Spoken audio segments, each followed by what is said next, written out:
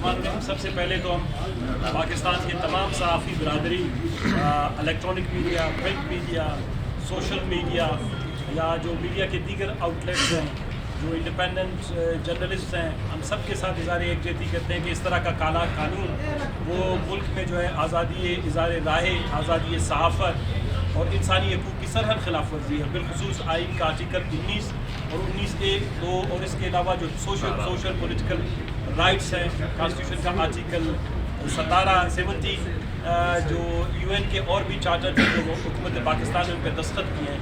दूसरी बात ये है कि किसी साफ़ी को हिरासा करने के लिए इतना ही काफ़ी है कि आप एक ऑर्डिनेंस डिक्लेयर करें और उसमें ये कहें कि FIA के जो है एहलकार उसको बग़ैर किसी वारंट के, बग़ैर किसी जो है तहकीक के जो है वो घर से उठा लें। तो ये ऐसे है जैसे जिस तरह बलूचिस्तान में 20 सालों से लोगों को बगला किसी उसके उठाया जा रहा था, तो ये मेरे ख्याल में लग यही रहा है कि जो बलूचिस्तान में काला कानून है उसकी एक्सटेंशन है फ़ीका के नाम पर। और इस ऑर्डिनेंस की जो है किसी सूरत भी कोई भी ज़ीशऊर सियासी जमात और सियासी कारकुन हिमायत नहीं कर सकता। आप लोगों की बड़ी कुर्बानियाँ हैं। आप लोगों ने पाकिस्तान में जो है इन मुश्किल हालात में जमहूरियत के फ़रोग़ के लिए, इंसानी आज़ादी के लिए, हकूक़ के लिए, जमहूरी निज़ाम के लिए आप लोगों की कुर्बानियाँ हमेशा रही हैं। हम असम्बली में भी इस पर भी एहतजाज करेंगे। हम आपसे गुजारिश करते हैं कि आप लोग अपना एहतजाज जो है वो ख़त्म करके असम्बली में आएँ और हम भरपूर तरीके से असम्बली में मुश्तरका तौर पर इस पर बोलेंगे।